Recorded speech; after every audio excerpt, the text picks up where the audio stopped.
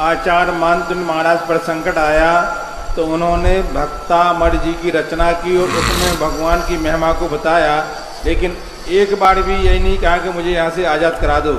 तो आपकी जिज्ञासा है कि प्रतिकूल समय में अनुकूलता का भाव करके धर्म करना में जीवन में ऐसा घटित होता है, और किस किस जगह हमें प्रतिकूलता में अनुकूलता का भाव रखना चाहिए? मैंने कहा ना, बड़े आदमियों से अपने काम मत कराओ, बड़े आदमियों को सूचना दो। मैंने परसों कहा सूचना दो, मैं इस संकट में हूं, और ये भी कहो कौन सा संकट है? आपके नाम लेने से तो बड़े बड़े संकट टल गए, ये मत कहना मेरा भी टल जाए। ये कहलाती भक्ति। आप महान हैं, आपाद कंठ मुरु संखल वेष्टितांगा, गाढ़म बृहन निगट कोटि निकृष्ट जंगा। तो आगे तो नाम मंत्र मनुष्य सद्या भवंती, हाँ विगत बंद भया भवंती, सद्या विगत बंद भया भवंती। हे भगवान, आपकी महिमा, ऐसी बड़ी बड़ी बेड़ियां डाल दी, बहुत बड़ी बड़ी। आपाद कंठ मरु संकल वेष्टितांगा, यहाँ गले में, सीने पे, कमर में, पैरों पे, और वो बेड़ियां कैसी हैं? जिससे चलने पर वो नुकीली है, जिससे पैरों की चलने से जंघाएं छिल गई हैं।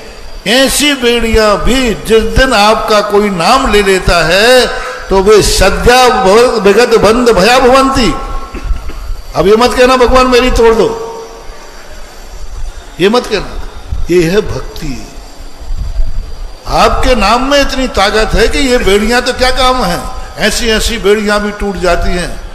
बस इतना ही कहना काफी है। इतना कहोगे तो ये आपने अपनी बेड़ी तोड़ने का कहा है कि भगवान की महिमा बताइए। महिमा बताइए कि आपके नाम में ऐसी ताकत है कि बड़ी बड़ी बेड़ियां क्षण मात्र में कट जाती है। कोई कहे तुम अपनी बेड़ी कटवाना चाहते? नहीं नहीं, मैं तो भगवान के नाम की महिमा गा रहा हूं कि आपके नाम में ये है, बस यही चुप हो जाना।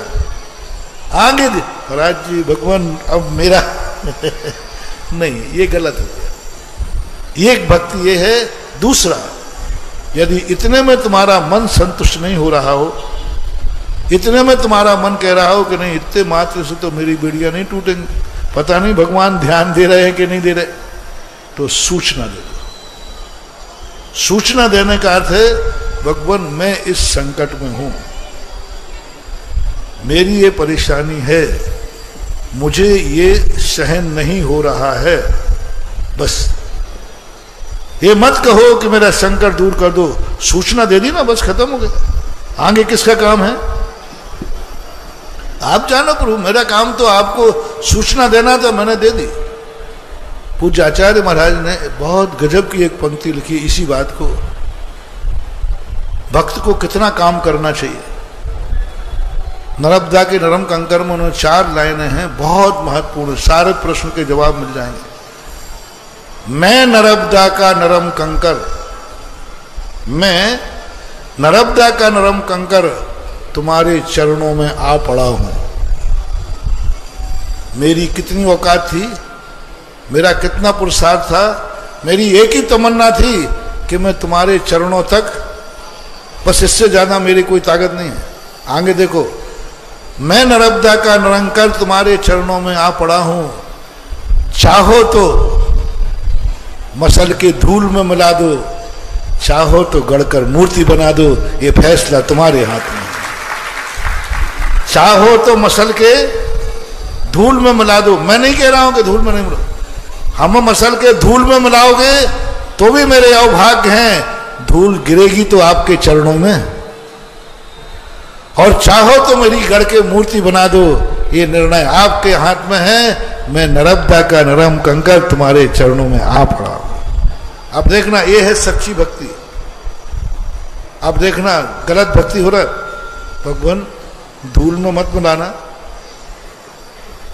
धूल में मत मिलाना, मेरा उद्धार करो, मेरी मूर्ति बनाओ। तुम्हारे बाप के नौकर हैं जो तुम्हारी बात मान जाए। अब मैं भाषा बोल रहा हूं। तुम कौन होते हो भगवान को आदेश देने वाले? वो बड़े हैं, वे पूज्य हैं।